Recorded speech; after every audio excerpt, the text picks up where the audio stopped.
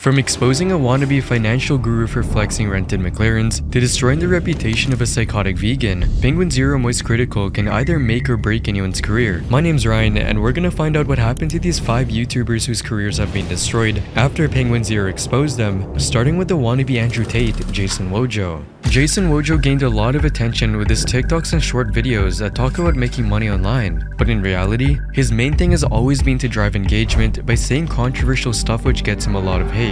Take you for example and me, and we both pull up and we go to your girl. Odds are I'm gonna take that. If you compared me to you, you're not gonna win that battle. The self-proclaimed finance TikToker claims to have earned most of his money thanks to his online marketing agency known as Wojo Media. However, his claims about his high net worth don't seem to stay consistent, with him saying stuff like this: I'm 25, I made like probably over $8 million so far in my life.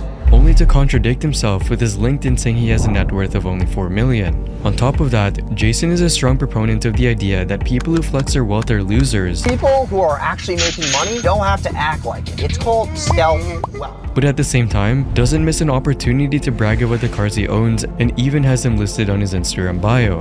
Considering his net worth, it's hard to guess whether he actually owns the cars or just rents them out as a marketing gimmick to impress the people who watch his videos. And this is where Penguinz0 comes in, who noticed this trend as well and couldn't help but talk about it. Because the only thing he shows that's worth money is his car, the McLaren. He's made like 1,000 shorts about how much money he spends filling up a McLaren's tank, or how often he drives his McLaren, and that is the only thing worth a lot of money that he's ever shown, at least that I've seen. So that leads me to believe that it is 100% rented, or he really dumped all of his money into that one vehicle in order to portray himself as a successful businessman. Charlie then goes into detail piercing through the fake guru persona Jason had created by calling out his content and the legitimacy of the claims Jason made relating to the success of his business. Jason never skipped an opportunity to talk about his expensive cars, which made a lot of people wonder if he actually owned the car or if it was rented out to create TikTok and give people the perception that Jason was swimming in cash. He's clearly a guy who loves to flex because he's always talking about his wealth and his success, yet the only thing you can ever see from that is that McLaren. Now this may be like a tinfoil hat conspiracy, but I truly just think he either rents it for these videos or, even more depressingly, drained all of his finances to make that big purchase with that belief that this car would be enough to convince people that he has a lot of money. Like, he specced all of his points into delusion here and is just letting it rip. Like, this McLaren means I'm successful. I gotta fake it till I make it. This is how I do it. Jason obviously didn't take the criticism too well, but saw it as an opportunity to bank in on the hate and turn it into views for his channel. So just a few hours later, Jason put out his response video to Charlie's criticism, where he dove into everything Penguinz0 had to say about him. While Jason is still having a tough time with his public image because of a dumb mistake that ruined his career, other people are using new technologies to move forward. Well, one of these technologies is AI, which can really help with career growth if used in the right way. Many people are using AI to improve their careers and make good money. To learn how to use AI effectively, I highly recommend this 3-hour workshop on AI tools in ChatGPT. Usually, you have to pay for this workshop, but the first 1,000 participants can join for free. This workshop is great for professionals and entrepreneurs who want to increase their earnings. I personally attended it and rated it a perfect 5 out of 5. Check it out in the link in the description. No matter what your job is, whether you're in tech, sales, marketing, HR, operations, freelancing, entrepreneurship, or any other field, you'll learn really useful strategies in this workshop. These include tips for getting a raise, job hunting, solving complex data problems with Excel in just 5 minutes, personal branding, deep data analysis, and other business strategies. This workshop is hosted by Growthschool and has helped over 1 million people. Become a ChatGPT and AI expert, register now, and get free bonuses worth $500. It's supported by leading global investors and was recognized as one of LinkedIn's top startups in 2022 and 2023. So don't miss out. Register now for free as one of the first 1,000 participants. Click the link in the description to sign up. Shows that's worth money is his car, the McLaren. He's made like 1,000 shorts about how much money he spends filling up a McLaren's tank. Okay, so this part pisses me off because he says the name wrong like 8 times in a row. It's not McLaren, it's McLaren. Okay, so that's how we know this guy doesn't really have a lot of status. He doesn't understand these things. Okay, you probably say Rolex wrong. Okay, so it's like, It's just very interesting to me how, like, you're trying to make a claim and you can't even say the word right. It's just kind of funny. It's McLaren. And yes, it does cost a lot to fill up a car that gets 7 to 11 miles a gallon on average. It's not cheap to fill up that kind of car. So it's not a bold claim. It's not to trigger anybody, it's actually just the fact of the matter. Even though Jason tried his best to explain his way out of Moist Critical's criticism, it felt like most of the points he made were just giving Charlie's claims more legitimacy, as Jason merely went on to flex how much it cost to fill up his McLaren's tank, and how Charlie was just pronouncing the name wrong. Hilariously, the response video that Jason posted is still the second most viewed video on his channel, as he tried his best to explain why he wasn't really insecure, and how Charlie was just jealous of his status, which was ironic considering Jason's YouTube channel has 8K subscribers, compared to Charlie's 14 million. Like, I'm not playing on the O-line of the New York Giants. I don't need to be 300 pounds and have this mounds of muscle on top of me. I'm a marketer. I don't need to be massively fit, okay? I like to have all my stuff up here because marketing is a psychological game. Jason made a few good points in his videos, saying that he didn't really need to hit the gym because his work required him to be smarter and not stronger.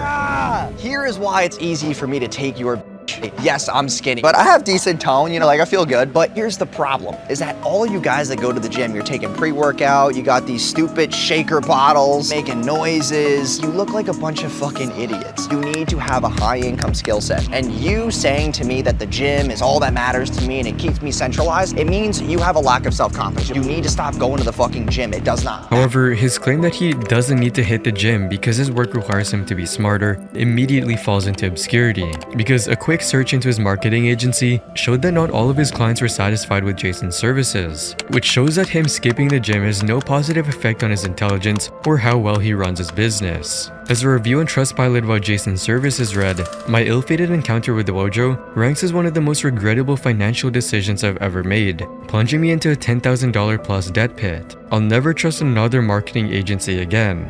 Other than shady marketing services, Jason was also caught faking his Instagram following and buying fake followers to give his account more legitimacy, and Charlie called him out on this.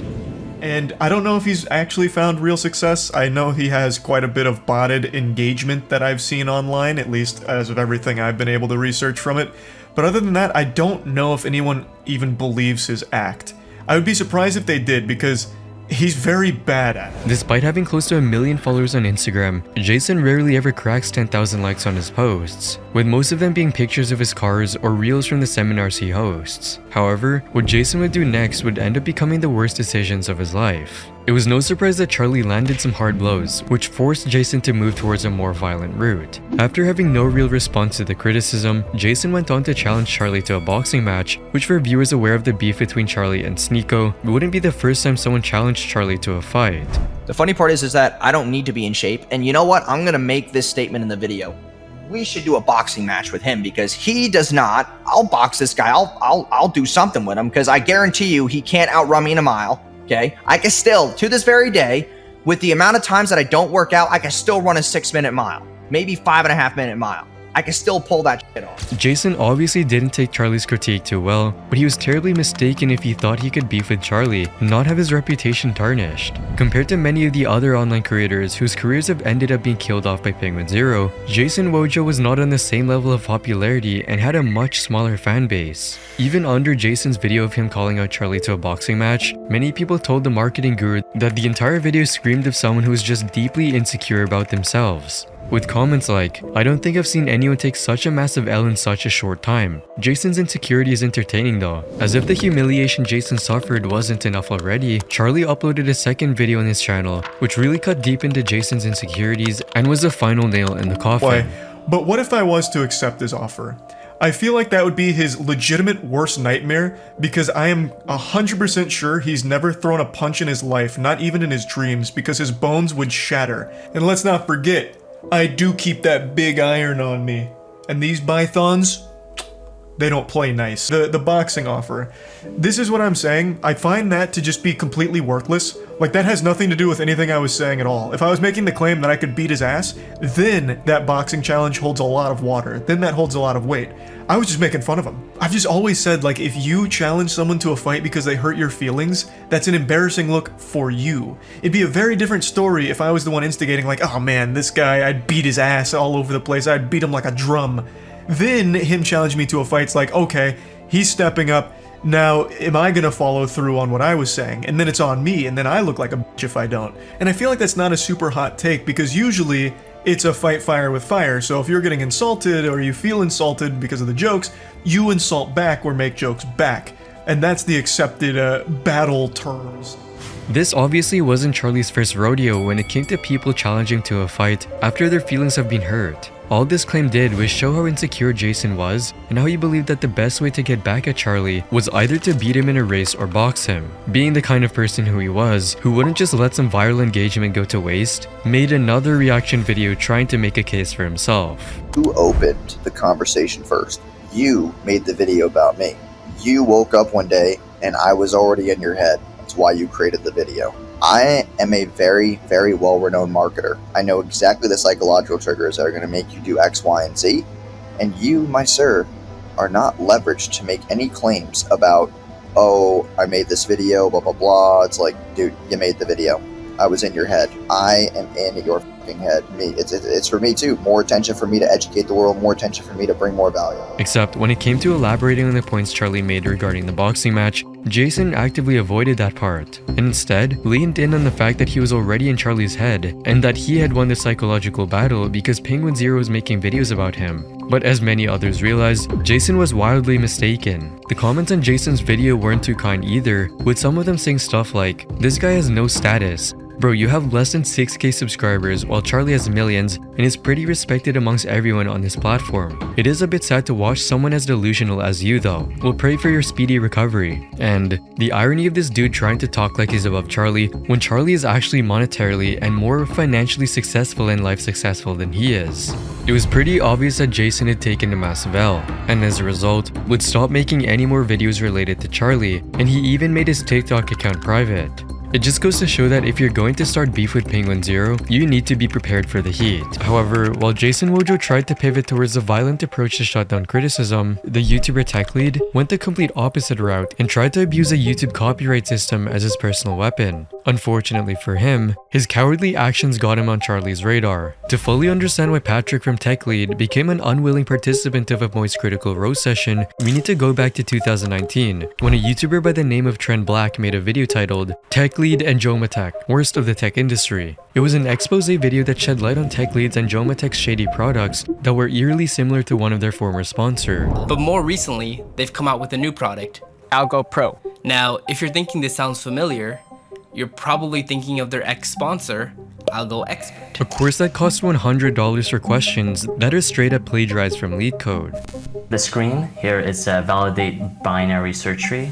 See, right off the bat, these questions are just stolen straight from LeetCode. You are literally on LeetCode. At least Algo Expert rewrites the question after he steals it off LeetCode, but this is so lazy. Patrick obviously wasn't a big fan of this criticism and did the most logical thing you should do in this situation. He straight up copyright striked Trend Black's video. I started getting a lot of messages and comments on my email, on my Instagram, on Reddit that says, "Dude, Tech Lead copyright striked you." And at first I'm thinking, wait, what? So I check and I go back to my video and it says, "Your video has been removed due to a copyright strike from Patrick." And when Trent tried to fight the claim, Patrick threatened to dox his real name and subsequently followed through on it. On April 26, 2020, I was doxed online by 2 elite-level entrepreneurs. For months leading up to the event, I was sent numerous threats, some of which included my family. I wanted to inform you that I will be responding to your serious and false allegations by publishing a social media post calling you out. I will use both our full names so we're not hiding behind anonymity. Remember, Tech Lead only has my full name and my information because he falsely copyright striked me.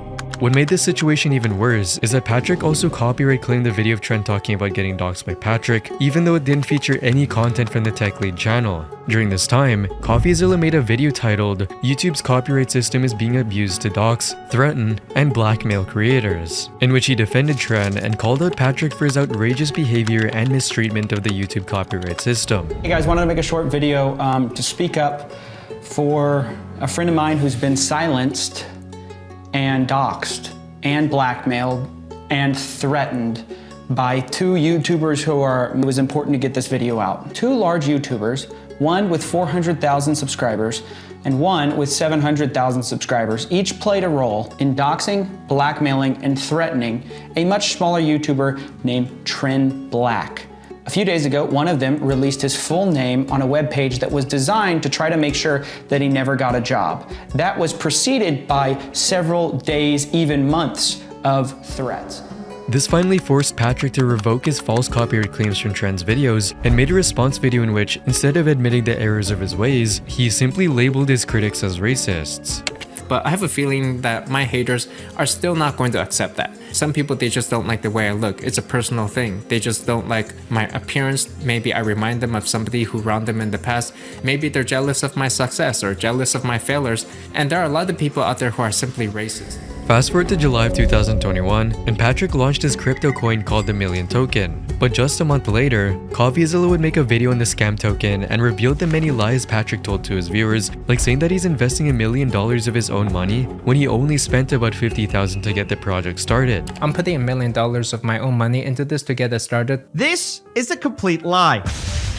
See, we can see from the blockchain that TechLead did not put $1 million into this. In actual fact, he started with the entire supply. This is Million Token. He was given the entire supply at the very launch. He didn't pay for it. Instead, as he sold Million Token, he used that money that you guys bought it with to back the coin. And how did he respond to the criticism this time? By accusing Coffeezilla of being racist against Asian people and trying to dox him using debunked claims. Oh, and I almost forgot. He also tried to dox me. Yeah, I almost left that out of this piece. Using an old debunked piece of blackmail that we talked about in this video. Remember, this was the thing Swag Academy tried to catch me out on, but retracted immediately because it's literal blackmail and a dox. Now, I'm blurring out most of it for obvious reasons, but look at what he said. He goes, want some hard facts. Coffeezilla is a reported And then, of course, you have the obligatory, this is why lions do not concern themselves with the opinions of sheep. Seems familiar? Well, it's the exact same tactic Patrick tried against Trend Black, though he didn't copyright Coffeezilla's video.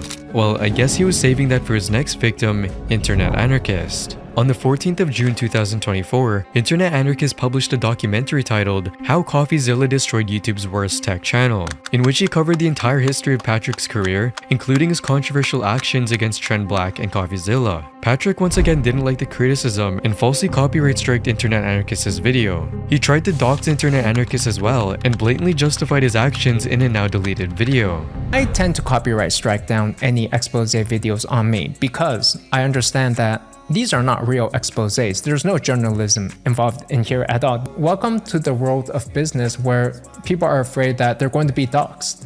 Well, if you're going to come into business and do business in this world, yes, you're going to be doxxed. You better have an identity. And when a viewer tried to call him out on this, he doubled down even more by saying that he'll do it again if he needs to. To be perfectly clear, Internet Anarchist's documentary on TechLead falls squarely under the fair use umbrella. Patrick has no valid grounds to copyright it, and apparently he knows that, since in his own words, the only reason he abused the copyright system was to dox Internet Anarchist. Well, yeah, this is business, right? People have a complaint against you. You can't just be a nobody and hide behind anonymity, right? One of the main reasons I will actually copyright strike a video though is I want to know who's behind the video, right? I want to know who these people are. After severe backlash, Patrick did remove the copyright. However, his luck ran out completely when Charlie uploaded a video on him aptly titled Complete Loser. It's always adorable when a villain or clown from a previous season of YouTube drama pokes their curious little heads out from the shadow just to remind everyone that they're still out there and still an insufferable loser. That's what we're dealing with today. It's a YouTuber named TechLead. Charlie began by explaining just how dumb it is to falsely strike Internet Anarchist's video. Internet Anarchist made a video kind of just going over the Coffeezilla vs. TechLead saga from a while back, and TechLead decided to copyright strike him and openly on camera with 4K video evidence admit to falsely flagging him and abusing the YouTube copyright system. This delusional douchebag attempted to take a victory lap over Internet Anarchist's corpse, gloating about his abuse of the YouTube copyright system. His sensitive little feelings led to the hatred blinding his eyes like cataracts, and him not realizing that he is openly admitting to something you are not allowed to do and can get into big trouble for. As I've mentioned in the past, there is a very popular case where YouTube themselves actually stepped in when someone was notorious for false flagging other YouTubers' content, took them to church and put the fear of God in them. Like, he the false flagger back then got slapped with massive fines per instance of their abuse of that copyright system. So it is something that is taken very seriously, and this dumb, insufferable asshole is openly admitting to it on camera. That's not even doing it justice. He is so proud of it, he was wearing that like a Boy Scout badge on his jacket. He then continues to tear down Patrick's logic behind using the copyright system to dox his critics. Or let my video be taken down. He's afraid he has to be doxxed if he wants to counter the dispute. YouTube jumps in and says, well, you can also hire an attorney if you want to represent yourself. Well, yeah, this is business, right? People have a complaint against you. You can't just be a nobody and hide behind anonymity, right? You don't even have a real complaint. You have hurt feelings and thinning hair from the stress of being such a whiny loser. This is a ridiculous statement that just because you're in that field, you need to be doxxed. It's just, the way he talks about it, it just comes with the territory. You're out of your f***ing gourd. Like, you've lost your marbles. I also can't stand the way he talks. He actually just sounds like what I imagine every Reddit mod who thinks their job is the most important thing in the world sounds like. Charlie even does the courtesy of explaining what fair use is to Patrick. Really, these scam tubers exist only because I allowed them to exist, and I can shut them down anytime I like because I own all of the copyrights to the images and audio that they're using. A complete fundamental misunderstanding of how anything in the real world works. What the f*** are you yapping about? What? No, let me go ahead and set the record straight here. They are your videos, sure, but anyone can take those videos and make their own creative pieces about them using clips from them. That has been argued in court 100 times at least, and every single time it is always ruled that that is completely okay to do, fair use, as long as they're not taking your entire video and using it, or doing nothing transformative with it, then they have the legal right to do so. They can take your video and highlight moments from it, talk about moments from it, the same way I'm doing right here to throw tomatoes at you. What I'm doing isn't journalism. Then goes on to warn the legal troubles Patrick could face if he decided to mess with Charlie. I'm just spitting on you and making fun of you for the absolute clown that you are, and I can do that, and there's not shit you can do about it legally. You're more than welcome to try. I will 100% use every single resource available to the entire legal firm that we have at our agency, Mana, which I am an owner of, to absolutely take you to court and embarrass you if you want to go that route. Though I don't think you want discovery to happen on your end, just a little hunch there, tech lead. Charlie continued to mock the whole evil, scary villain persona that Patrick was trying to put on the entire time. But the point is, you're just completely wrong. Like this little supervillain monologue you're giving, like pinky to the mouth like Dr. Evil. They exist because I allow them to. Like your dumb little fucking speech has no teeth to it because it's completely fucking wrong. I will issue these copyright strikes on these new YouTuber, scam tuber videos.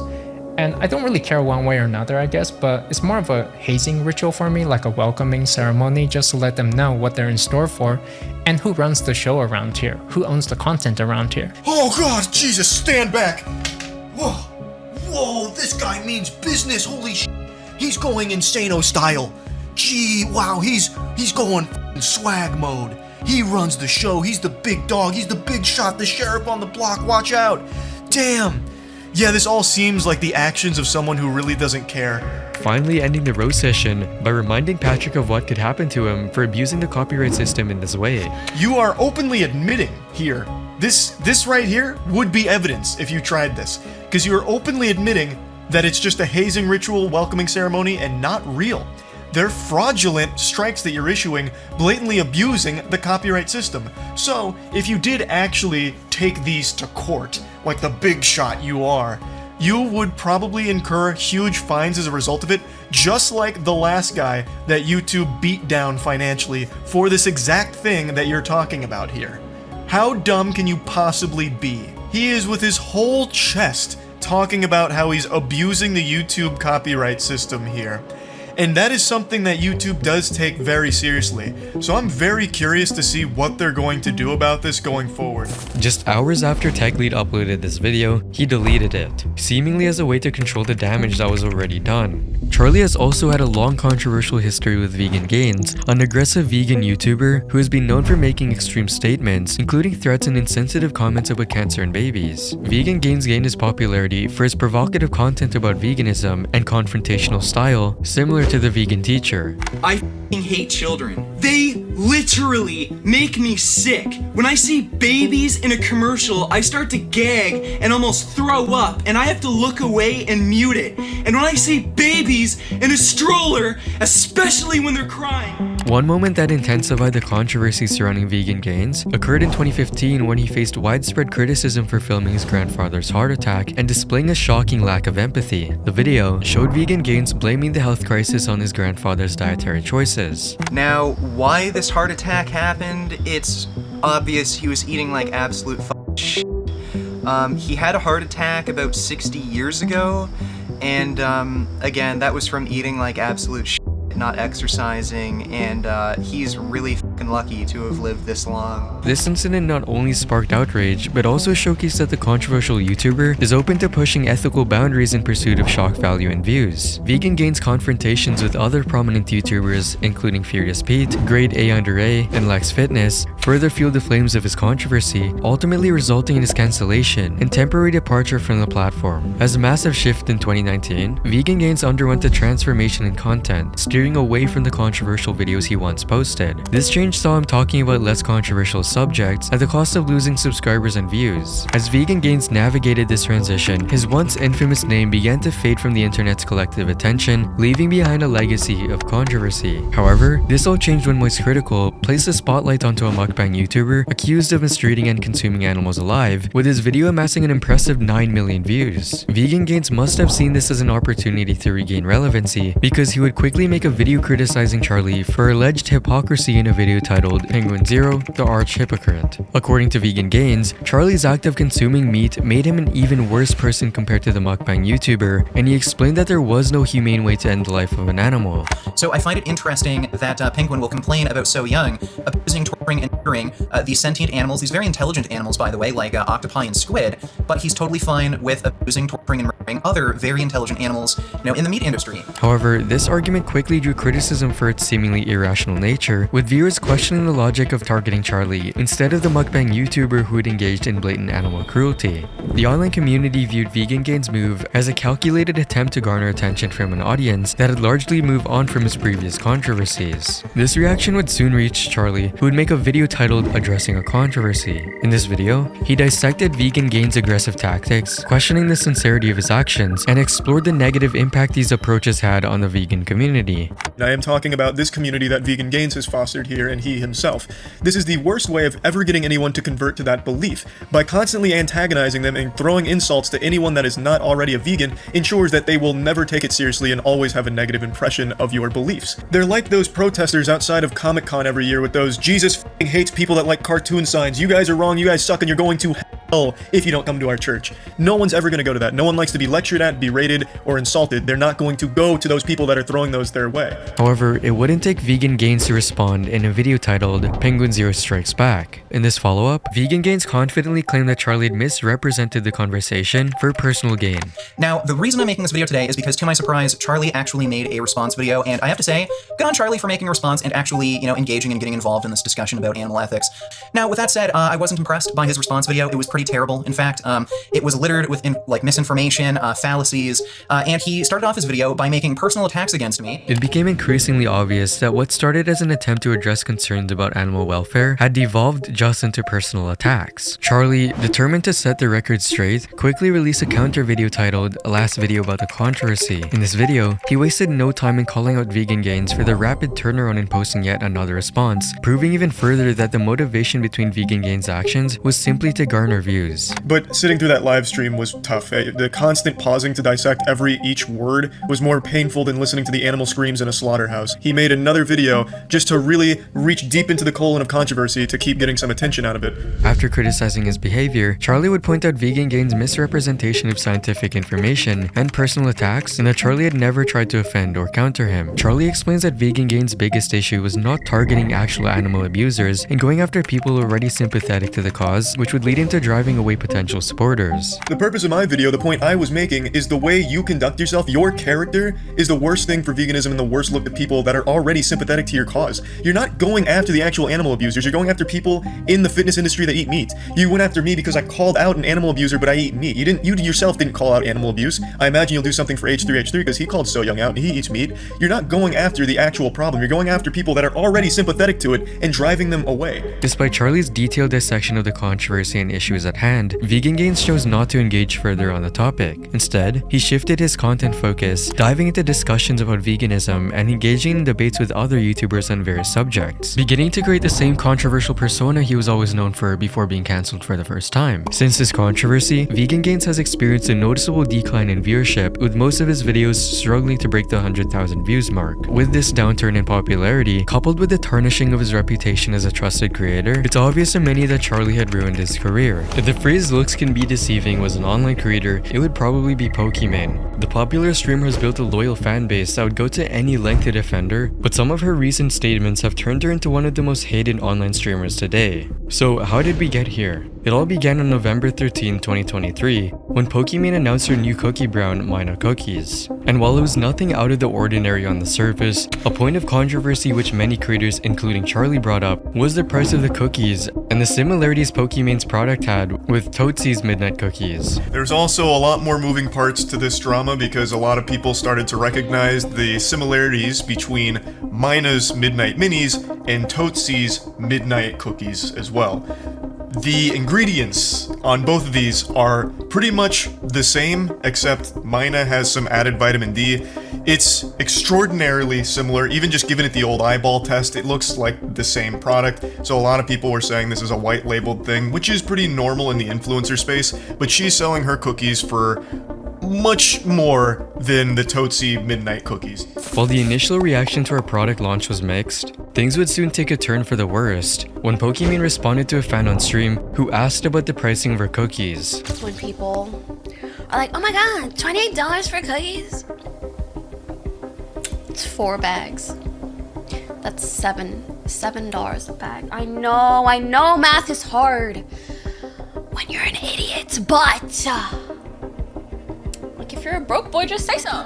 To say her words caused an outrage would be an understatement, as many people called her an out-of-touch influencer who had let the money get to her head. While Pokimane did explain how improving upon current recipes was a norm in the industry, it still didn't justify the increase in price, even though her product wasn't offering the same amount as compared to Tootsy's cookies. $28, no matter how you spend this, is a lot for some cookies. And I think the way she keeps trying to break it down and rationalize it is pretty disingenuous. It's $7 a bag and that's still expensive, but then you also have to factor in that the bags aren't even big to begin with. It's 4 ounces per bag. 4 ounces of cookies for $7 is still a lot, especially when you compare it to the product that they're basing it off of and supposedly approved upon, the Tootsy Midnight Cookies. Those were $10 a bag for 14 ounces. So even though the Tootsy Midnight Cookies were $3 more per bag, they offered you 10 ounces more of product. And they were sold in Costco, a lot of people really enjoyed them, but most people didn't like the price. That was a pain point of that. $10 for a bag of cookies is a lot. The practice in itself wasn't new, and many online creators before Pokimane have tried similar things. However, implying that your own fans are broke if they can't afford your product is definitely something most people wouldn't recommend doing if you want to increase sales. Matt was actually the one that sent me this clip today, and I just assumed this had to be some kind of bad joke she tried to tell, but watching the clip, it seems like she's legitimately upset and actually just calling people that don't want to pay for it or can't afford it broke. That's an elite gamer move that I had to take a step back to process that she would just say that publicly. Pokimane didn't actually address the concerns fans had about the price of her cookies during stream, and went on to talk about how people should be able to spend their money how they want. If you want to pay $8 for Twitter Blue for some pixels, that's okay. That's fine. You spend your money how you want. I'll spend mine how I want. and everyone else will spend theirs how they want. That's the beauty. Charlie reiterated the same ideas in his video, where he pointed out how Pokimane shutting the topic down and insulting her fans and potential customers in such an insensitive way really was one of the worst things she could do for her brand. Well, yeah, nobody's forced to purchase your product or anything, but they were having a legitimate discussion on the price just being a little out of their comfort zone for what they'd want to spend on it. Like, it's a discussion her own community was having, and then she just, out of nowhere, out of left field's like, if you're broke, just say so. It's like, what the fuck? I have no doubt her manager and her whole team saw this clip and just together took off their hat, stood up, hands on their hips, and they're like, you know what? It was a good try. Hey, we gave it our best whirl. Like, they had to have seen this, and then immediately, like, the office went up in flames. I don't know what would possess her to say something so rude and nasty to the audience she is trying to sell this product to. The points Charlie had made were being echoed by a large group of people on the internet, which prompted Pokimane to tweet, "While what I said was 100% intended to be a joke, I see why it came off as insensitive, and I apologize for that. I also understand the current price of the cookies may be expensive for some, and promise we'll continue to consider pricing to keep mine as affordable as possible. And I also want to clarify that this was said towards one rude chatter. I did not at all intend it to be a general statement or towards my community. However, Pokimane's tweet didn't really get the response she was hoping for, with many fans tweeting, if you're continuing to consider pricing, then how come you attacked someone in the comments earlier claiming that they were continuing to spread incel rhetoric when questioned about the pricing?" The tweet was posted in response to one of Pokimane's tweet, which she later deleted, which said, "You're a dumbass who lacks reading comprehension skills, so you resort to regurgitating idiotic incel rhetoric instead of easily reading up on basic CPG/food industry practices. Praying for you." No matter how Pokimane tried to tell her side of the story, she couldn't change the public's perception about her that easily. Her cookies were already overpriced, and even though she claimed that she was only responding to one fan, how her words were perceived was very different. What made this situation even worse was how Pokimane had stated in the past that she wouldn't compromise her morals for money. No, and it's not because I got like $10 million. It's just because I'm good as I am. Why would I compromise my morals and ethics for more money when I have money? Something about that is so cringe to me personally. Charlie made the point of how irrational the whole thing was, considering how every streamer who makes it big literally does it thanks to their fans who dedicate their time watching these streamers and supporting them. And the really foul part about all of this that my little noodle will never be able to wrap itself around is a streamer calling their audience broke or poor. Bub, your wealth was built on their backs. Them watching you supplied you with money through the ads that get played to them. Them directly donating to you took their money and gave it to you. If they weren't watching you, you would be getting no sponsors, which make up a lot of streamers' income. You need them, and you are dropping trouser and shitting in their mouth right now by just insulting them. What's more odd is the fact that Pokimane made a few tweets 3 years ago talking about a similar issue when a streamer was called out for asking her fans to subscribe to her Twitch, as it didn't cost that much money. But a sub is $5. At maximum, in whatever your currency is, it's maybe $10. And it doesn't matter how broke you are, if you have time to watch Twitch, you have $10. This situation really showed Pokimane's hypocrisy.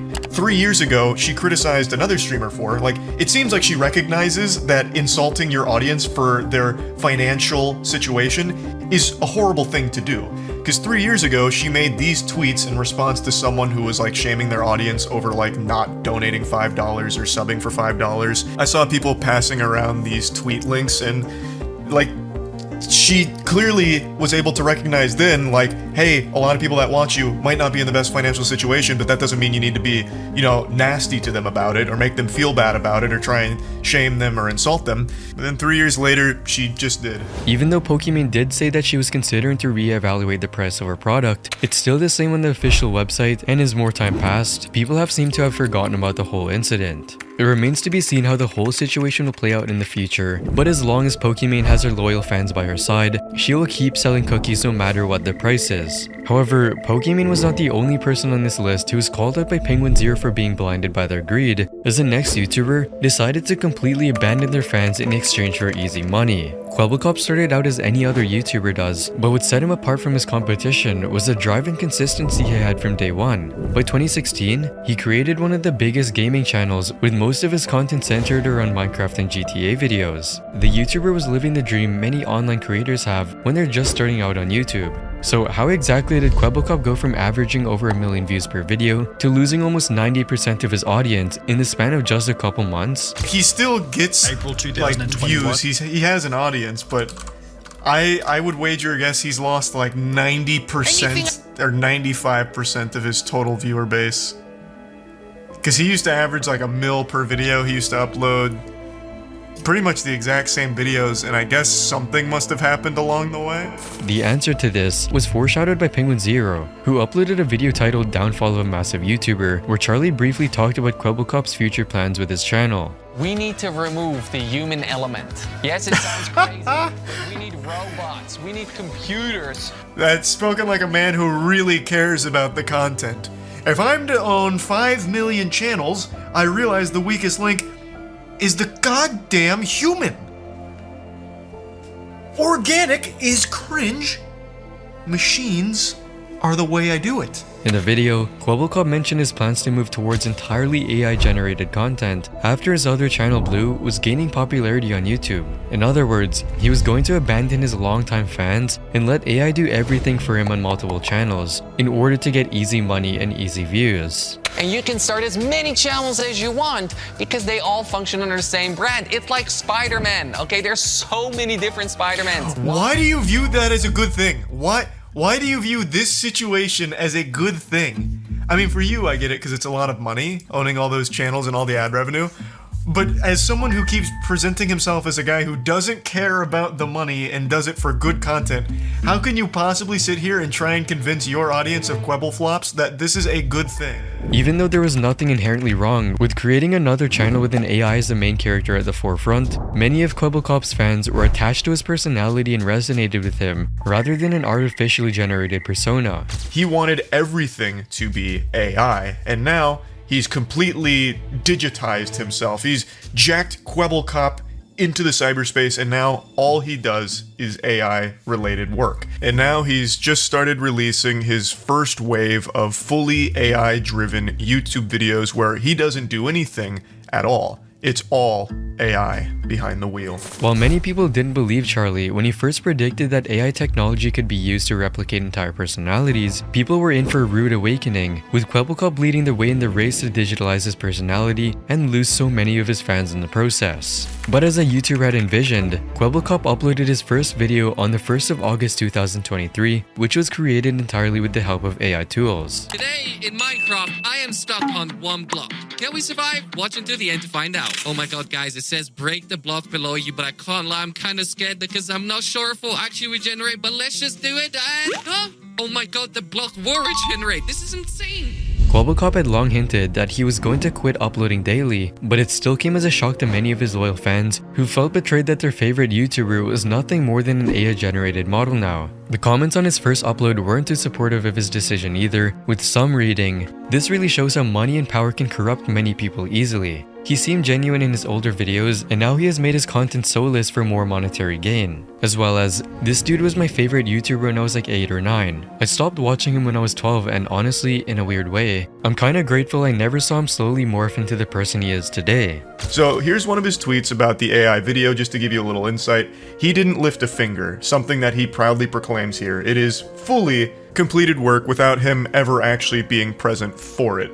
And he's going to make money off of it. It's of course not as successful as the videos where he actually does appear, but if he can just crank 20 of these puppies out every day, it's going to add up and probably end up being more lucrative and significantly less work, obviously, than if it was him behind the camera. Even just speaking about this just made my lights flicker because it's such a fucking evil dystopian concept to have all of humanity replaced by AI counterparts that replicate their personality. And it's something that he seems very excited about for some reason, and I just don't get it. It was obvious many fans felt betrayed because their favorite YouTuber couldn't even take the time to sit in front of a camera and record for a few hours, but was instead pushing out what they saw as lazy AI-generated content. Even though Kwebbelkop was gaining viewership on his AI channels, he failed to recognize legitimate criticism from fans and creators alike, who were concerned about content creators being replaced with AI soon. To battle this claim, Kwebbelkop did something that shocked even the most loyal of his fans. Kwebbelkop's response to all the criticism against AI-generated content was to double down and create an even more realistic AI version of himself, which led to even more criticism from Charlie. He argued that using AI models to create entire videos wasn't enhancing the user experience as Kwebbelkop was preaching, but rather it was simply just a lazy way to keep making money. Right now, the only reason people ever click on a Kwebbelkop AI video is because they don't know that it's AI that they're going to be watching. It's there deceiving people. It's not there because people are like, man, this is really enhancing the storytelling that Kwebbelkop wants to tell. Which is such a goofy thing for him to keep spitting out. What story are you telling here, Kwebbelkop? The story of how Scrooge McDuck found a way to make even more money off minimal effort with AI tools? You're not telling a story. You're making Let's Plays and trying to replace yourself in there so you don't actually have to even do the bare minimum of playing a game and talking.